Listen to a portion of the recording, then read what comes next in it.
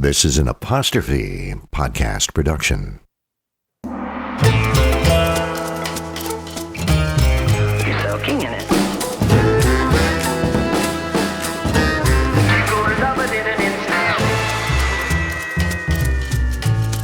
Your teeth look whiter than new.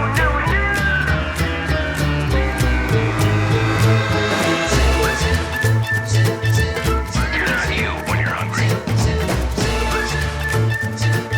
You're in good hands with Austin.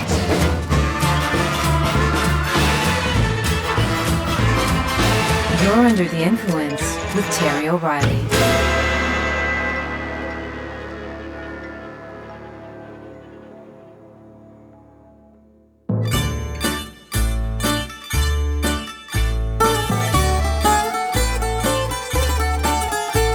Back in 1964, a movie titled Zorba the Greek hit theaters. The story was about two men. Basil is an Englishman. He is an unhappy writer who leads a dull, uptight existence and finds no joy in life. He always says and does what is expected of him. His life is predictable. His future is gray. He discovers he has been left an inheritance that includes a small, decrepit coal mine in Greece. Basil decides to sail to Greece to try and reopen it. While on the ship, he meets Zorba. Zorba is a Greek bear of a man with an extraordinary zest for life. He possesses a wall-shaking laugh and big appetites. When he asks Basil what he does for a living, Basil tells him he is a writer. Zorba looks at him and says, "So you think too much." He tells Basil that he used to be a miner and can help him restore the mine. Even though Basil and Zorba are polar opposites, Basil accepts his offer, and an unexpected friendship begins to grow. Actor Alan Bates was cast as the shy, introverted Basil. Anthony Quinn turns in a career-defining performance as Zorba. Throughout the entire film, Zorba tries to pull Basil out of his shell, but Basil resists, saying, "I don't want any trouble." Zorba grabs him by the collar and says, "Life is trouble. To be alive is to look for trouble." Basil prefers his solitary life of books. Zorba bites into life like he is devouring a sumptuous meal. But Basil slowly begins to realize that Zorba really holds the key to life, and that begins to rub off on Basil. Zorba takes the shy Basil under his arm and teaches him how to deal with life's ups and downs. When Zorba is happy, he dances with wild abandon. He tells Basil he also dances when he's sad, because it takes the pain away. Soon, Zorba comes up with an elaborate plan to try and save the mine, but when he executes it, it is a complete and utter disaster. Everything comes tumbling down. In the last scene of the movie, Zorba and Basil sit in the rubble of the failed attempt and share some food and wine. That's when Zorba the Greek imparts some advice to his friend. Damn it, boss. I like you too much not to say it. You've got everything, except one thing. Madness. A man needs a little madness, or else... He never dares cut the rope and be free.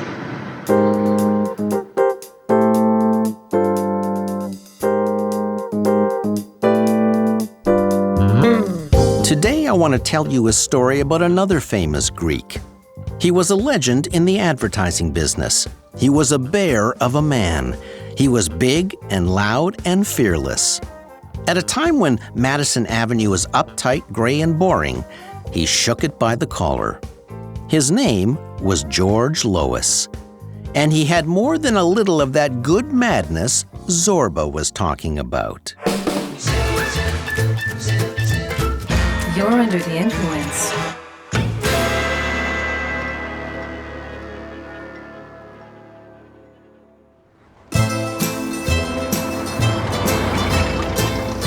George Lois was born in New York in 1931. His parents had emigrated from Greece years earlier. His father ran a florist shop, and young George would work in the store and make deliveries. Lois was raised in a very Irish area of the West Bronx. Being the only Greek family in the neighborhood, he was picked on a lot. So George Lois learned to fight. He won some and he lost some. His nose got rearranged, but he never backed down. In school, a teacher noticed that Lois had a talent for drawing and encouraged him. Even though Lois was athletic and was offered a basketball scholarship in 1949, he chose to study graphic design at the Pratt Institute in Brooklyn instead. That was a big decision, not between basketball and graphic design, but whether to break from the Greek tradition of staying in the family business. George's father expected him to become a florist and eventually take over the store. But art was in George's veins, not gladiolas. In the middle of the second year at the Pratt Institute, two things happened. He met a woman he would stay married to for the rest of his life, and his teacher told him he should be working in advertising. He sent George to interview at a graphic design studio. They liked George's work and offered to hire him as an artist for $35 a week. So George decided to quit college and take the full-time job. He couldn't believe he was being paid to create artwork. It was a dream come true. Except for one problem. Quitting college meant he no longer qualified for a deferment and was immediately drafted into the Korean War. Lois saw action in Korea, where he suffered a shrapnel injury. He also had a knack for insubordination. When he was finally discharged, he returned to New York to resume his career in graphic design. He managed to land a job at CBS to work under the legendary Bill Golden. Golden was a renowned designer who had created the famous CBS I logo. He also oversaw the advertising for all CBS programs. It was there Lois learned you had to fight to sell good work, because Bill Golden was fearless. One day, Lois watched Golden present ideas to the CBS brass. They turned them all down. Golden took the ads, tore them to pieces, threw the confetti at them, and slammed the boardroom door so hard, the handle came off in his hand. The feisty Lois had found a kindred spirit. When Golden sent one of his designers to present an ad to TV star Jackie Gleason, Gleason threw the designer out of his office.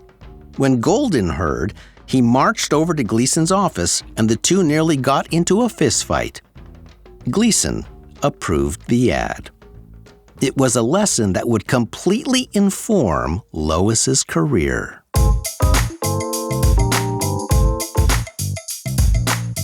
George Lois's dream was to find a job on Madison Avenue. So he quit CBS and took a job at an advertising agency called Lennon & Newell. One day, George was given an assignment for American Airlines, and he sketched up 24 potential ads. He presented them to the ad agency's vice president by spreading the ads on the floor of the executive's office. The VP turned his nose up at the work and proceeded to walk all over the layouts. Lois was incensed. He quietly rolled up all the ads, then grabbed the edge of the VP's desk and tipped it over. Then calmly walked back to his office. George soon quit and got a job at another agency, but he still wasn't happy. That's when he sent a letter to Bill Bernbach. Bill Bernbach was the co-founder and creative boss of Doyle Dane Bernbach, or DDB as it was known. As I've said many times, DDB was leading a creative revolution on Madison Avenue. Bernbach emphasized stunning visuals and simple, truthful writing. He brought wit to advertising, perfectly showcased in his agency's ads for Volkswagen. It was that revolutionary work that prompted Lois to send a letter to Bill Bernbach. That letter would land Lois a job at the fabled ad agency. Previous to DDB, ad writers were valued and art directors weren't. Writers wrote the ads, then sent them to a bullpen of art directors to do the layout.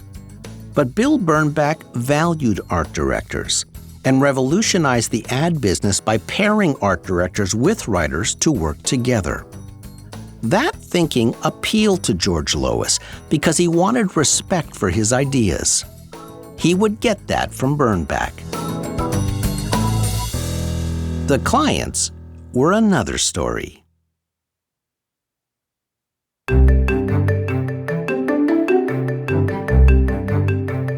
One of George's first assignments at DDB was to create a Subway poster for Goodman's Matzahs. The unleavened flatbread is an integral part of Passover, so the poster was to advertise the matzahs in time for the Jewish celebration. So Lois came up with an idea he liked. When a DDB account executive came back from the presentation, he told Lois that the CEO of Goodman's had turned his poster idea down. When Lois asked why, the account guy just shrugged his shoulders. That didn't fly with Lois, so he insisted on going to see the client himself. The account man warned Lois that he was poking his crooked nose into a buzzsaw. The owner of Goodman's Matzahs was a tyrant. Lois was undaunted. When George walked into the office of the Goodman's owner, he began his pitch. When he unraveled the poster, the owner immediately said, "I don't like it." Lois said, "Wait, this is a gorgeous poster that will capture people's attention on the subway." "I don't like it." "Look," replied Lois, "people are in a hurry in the subway. This poster will catch their attention quickly." "I don't like it." The bushy-eyebrowed Matzah King just sat there with his arms crossed. "I don't like it, and I don't want to talk about it anymore." "Neither do I," said Lois. Then he rolled up his poster, walked over to the window, opened it, and began to climb out onto the ledge high above the New York traffic. The matzah owner said, "You going someplace?" Lois said, "Yeah," climbed out onto the ledge, then screamed at the top of his lungs, "You make the matzah, I'll make the ads." "Stop," yelled the old man. We'll run it." Lois climbed back in, said thank you, and calmly walked out of the office. Somewhere, Bill Golden was smiling.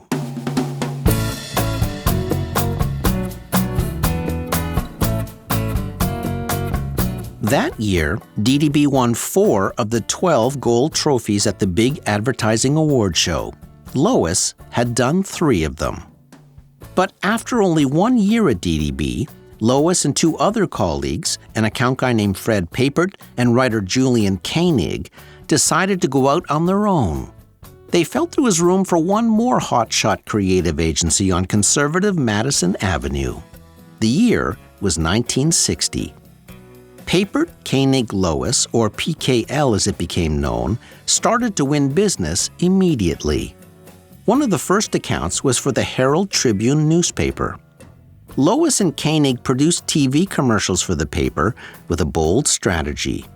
4 days a week, at 1 minute before the CBS 11 p.m. television news program, PKL ran a commercial that featured the newspaper's headline and a voiceover that said, "There's more to the news than this headline, and there's more to it than you're going to hear on this program.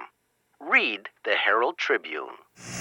Amazingly, CBS ran that put-down night after night, until CBS chairman William Paley saw the ad. He was furious and called PKL to get the ads off the air immediately. Lois just smiled. By that time, the Herald Tribune's circulation had taken a big jump. Mission accomplished.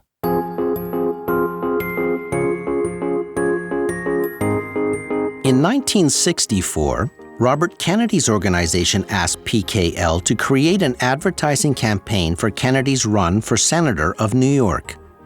At that time, Robert Kennedy was thought to be a carpetbagger, someone who was running in a state where he had no local connections. So Lois and Koenig developed a campaign theme line to counter that perception that said, let's put Robert Kennedy to work for New York. And Lois gave Kennedy one persuasive piece of advice. He told him to be photographed as much as possible with his suit jacket off and his sleeves rolled up. Lois said rolled-up sleeves were the symbol of a man hard at work. Look at almost any photo of Robert Kennedy from that period. His sleeves are rolled up in almost all of them. RFK won the election.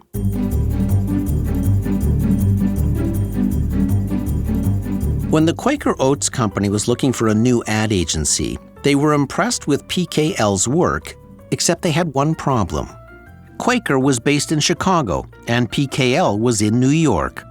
They wanted to hire Lois's agency, but decided to hire a local firm instead because they wanted the ability to call meetings at short notice. After hanging up the phone, Lois jumped in a taxi, got on a plane to Chicago, and raced over to Quaker's offices. When the Quaker clients returned from lunch, they couldn't believe Lois was sitting in their lobby. Lois got the business.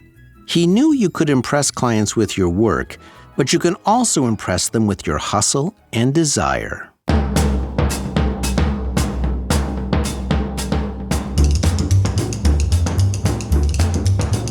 One day, a new tech company called Haloid Xerox knocked on Lois's door. The company made a newfangled machine called a photocopier. First order of business was the company's name. Lois's agency recommended shortening it to Xerox. The Xerox 914 photocopier made duplicating simple and easy. Just put the original on the glass, press 2 buttons, and the copy would come out the other end. So Lois and Company created a commercial where a businessman is sitting at his desk and hands a sheet of paper to his young daughter. Debbie, will you please go make a copy of this? Okay, Daddy. Little Debbie skips to the Xerox machine, puts the paper on the glass, presses 2 buttons, the copy comes out the other end, then gives it to her father, who asks, "Which one is the original?" Overnight, Xerox became famous. But the commercial generated complaints. Competitors said no photocopier could work that easy or that fast. They said the ad exaggerated the speed of the machine. The FCC got involved and told Xerox to pull the commercial off the air. Lois then offered to produce a new commercial and invited the FCC to attend the actual filming. Lois had a plan. He wanted to film the exact same commercial again, shot by shot, in front of the FCC, except this time they wouldn't cast a little girl. They would cast a chimpanzee. As the camera rolled, the FCC watched as a chimp grabbed the paper. Sam, will you please go make a copy of this? He then waddled over to the photocopier, pressed 2 buttons, made a copy, and brought it back to the businessman in real time. You have just seen how easy it is to make copies with the Xerox 914 office copier. For a personal demonstration, simply call your nearest Xerox office. Now Lois had an even stronger commercial, proving the copier was so simple to use, even a monkey could do it. The country went ape for Xerox.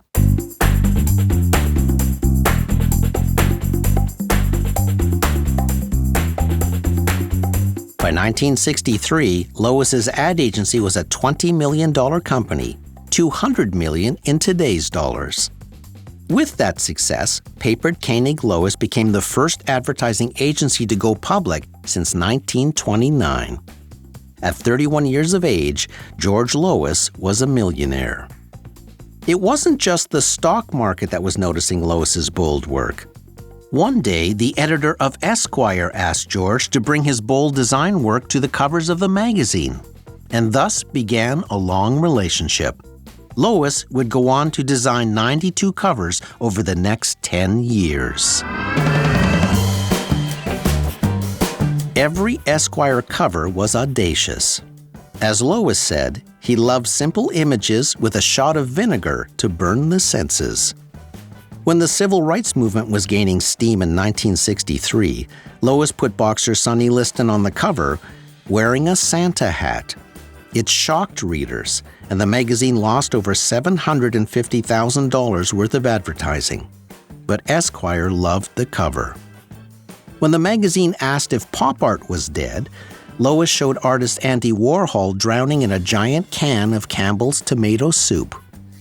And in maybe his most famous cover, when Muhammad Ali was stripped of his heavyweight title for refusing induction into the army because of his religious views, Lois photographed Ali posing as the martyr Saint Sebastian with 6 bloody arrows sticking out of his body. The image stopped people in their tracks because it tackled 3 issues at once: the Vietnam War, race, and religion.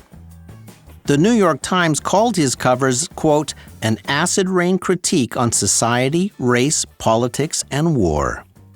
Sales of the magazine increased 400%.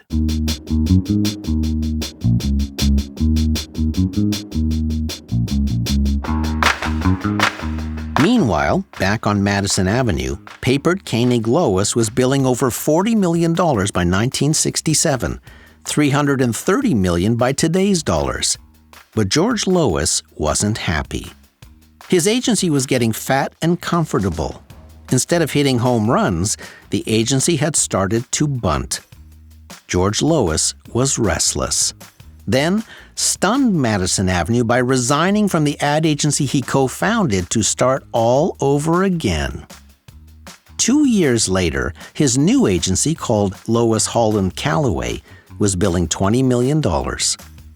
One of the biggest accounts Lois landed was Braniff Airlines.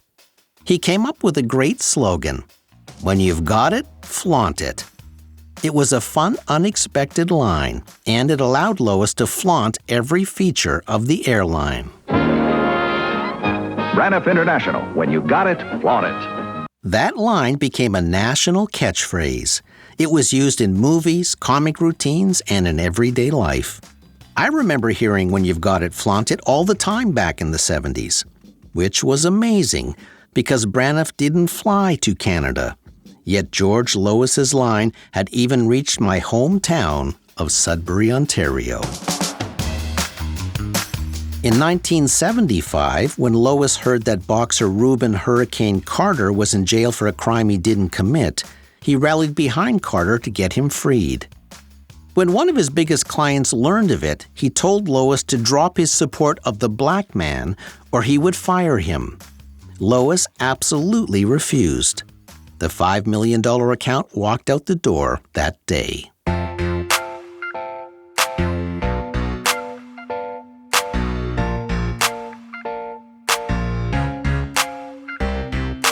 Hard to believe, but in MTV's first year of operation, it was an abject failure.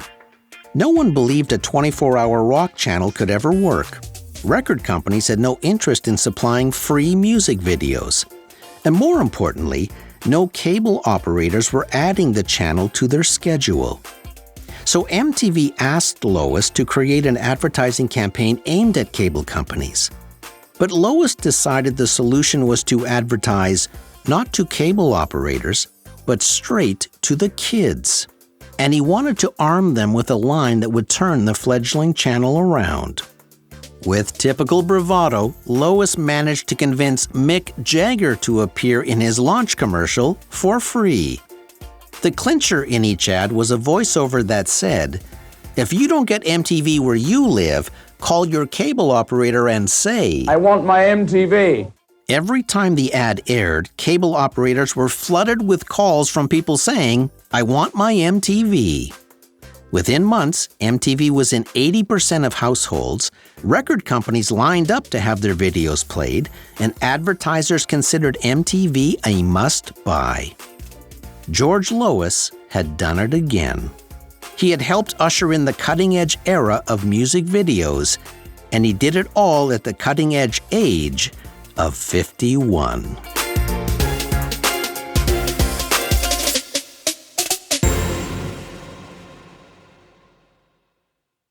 The legendary George Lois passed away in 2022. He was 91. I went to hear him speak once. I had only ever read about him, but had never heard him talk. I was amazed that he sounded like he was right out of The Sopranos, tough and profane, and utterly inspiring. His message to us that day was this: if you're not willing to fight for your ideas, get the hell out of the business. He said you can be cautious or you can be creative, but you could never be a cautious creative. That's what I admired about Lois. He might have been too loud, he had a big ego, he sometimes took too much credit for his agency's work, but he never backed down from a fight in corporate boardrooms. He was willing to lose an account rather than compromise his principles. He was willing to walk away from a $300 million company he co-founded in order to preserve his creative spark. Some would say he had too much acid in his battery, but I say this: I know what it takes to fight for good ideas every day. You come away with a lot of scar tissue. But Lois was willing to grab Madison Avenue by the collar and shake it up for 6 astonishing decades. He created slogans that became part of the culture. 32 of his Esquire covers are in the permanent collection of the Museum of Modern Art, and he saved MTV from oblivion. At the end of the day, George Lois understood the one critical thing about creativity. You'll never find big ideas in a safe place. You'll only find them out on the ledge when you're under the influence. I'm Terry O'Reilly.